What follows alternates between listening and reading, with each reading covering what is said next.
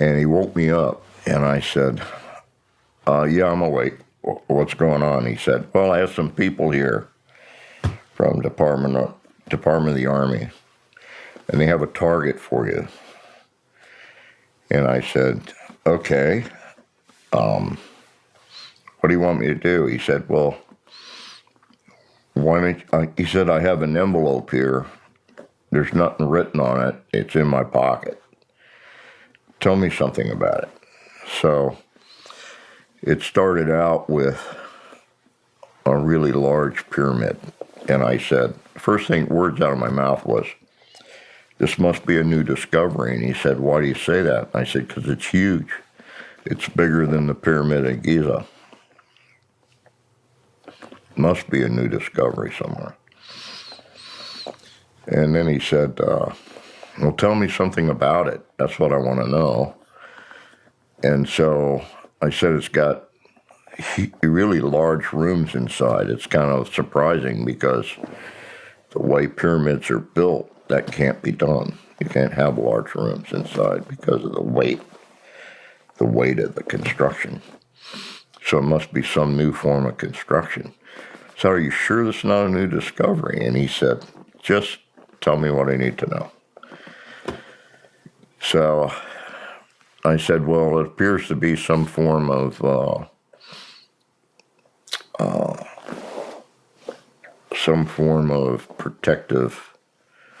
protection of survivors of some cataclysm. And they're in stasis. They're waiting for somebody to come. I said, but I think it's too late. I think they're all dead. And he said, why do you say that? And I said, because I feel like the messages I'm getting are like leftover mental images, things that they pass differently from normal or something like that. So he asked me some other questions. He moved me around in the target and asked me some other questions and things. And it turned out there were 6 specific targets that I was given in that particular case. And all 6 of them I described exactly what was standing there. And when I say that, I mean what was also pictured in negatives by JPL, Jet Propulsion Laboratory, California. And so I finally said, it's like a special race of people or something. I'm getting humans just like we are, but I'm not so sure they're humans like we understand human, because they're way bigger. So what do you mean? I said they're like 10 feet tall, really huge, but they're proportionately the same and very human-like. So I don't know what's going on here. I said, and the sun looks really weird. And he said, I don't care about the sun. Tell me more what's on the ground. So he was being a pretty good monitor at the time. And so we basically finished the whole line of it. And I came out. I said, what's going on? And I was introduced to these people. And the guy that had brought them was Fred Atwater, my old training officer. So this was, as far as I was concerned, was an active mission because we were still doing remote viewing with the project. And so I said, so where is this? Is this a new discovery or something? And he says, well, Bob's got the envelope. It has a target identified in it. And Bob said, oh yeah, I got it right here. And he pulled it out of his shirt pocket and just opened it up as an envelope. Nothing written on it. And so he opened up the envelope, and inside it said Mars, 1 million years BC. And I said, wow. I mean, what are you going to say? But everything that's actually on the ground, I described.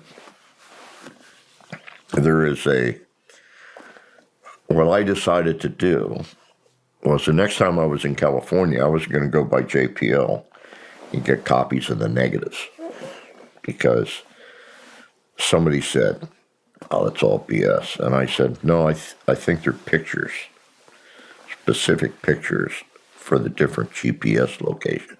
See, these were all GPSs that they read to me while I was in the box. The GPSs, in my mind, were for Earth. I never heard of GPSs for another planet. It turns out every planet in our universe has got GPSs that match the Earth's, because they're all spherical, as well as the moons and everything else. So I didn't understand it to be off the Earth. I thought GPSs only worked on the Earth, so that's why I kept thinking it was a new discovery. But it turned out I went to JPL, and I walked up to the counter, and I had the actual card that had the GPSs written on it. 6 or 7 GPSs.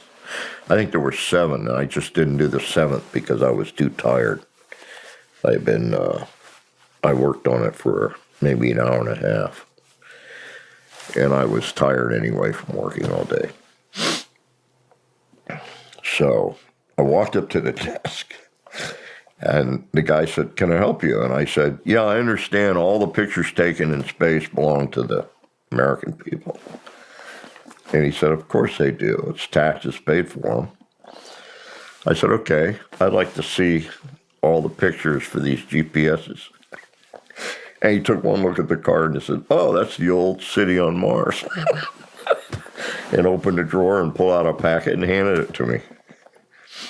And inside the packet are all the negatives. And I blew up the negatives, and guess what's in my book? Everything I described. An old fort, pyramids, big impact crater with a road running through it. There's a road runs straight as an arrow for 1,200 kilometers on Mars that go right through the heart of a huge impact crater. And where the road come through, you can see where the impact crater has been modified to let the road through one side and out the other. Now, here's the thing that made it real for me.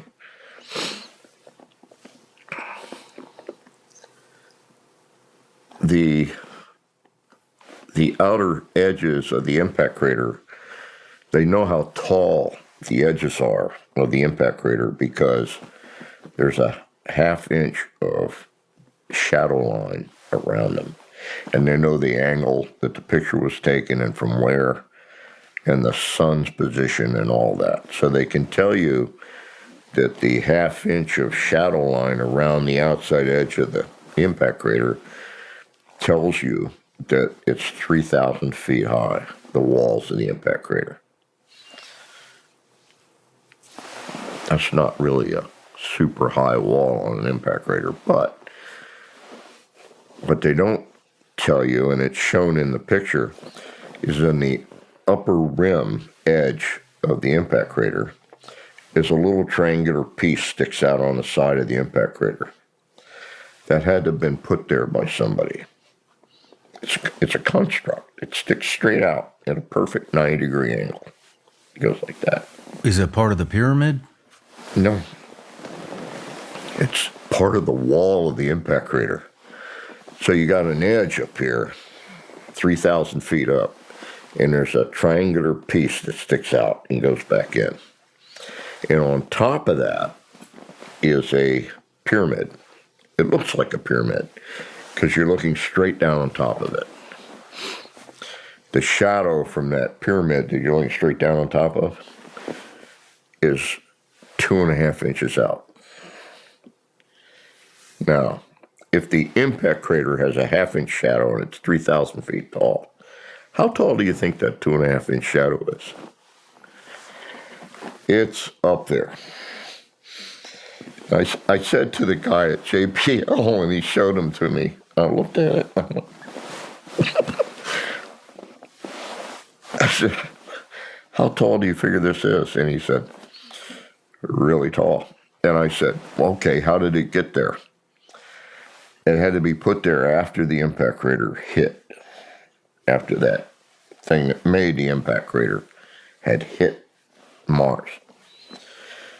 It couldn't have been put there before, because the impact would have Destroyed blown it away. I said, this thing is literally tens of thousands of feet tall. What the hell is it? And he said, well, a lot of people think it's a shard. It kind of grew there. And I went, I started laughing. It grew. Yeah, I'm sure. I'm sure this thing grew there. But who built the support for it on the edge of the impact crater? Well, nobody knows about that. It's anybody's guess. So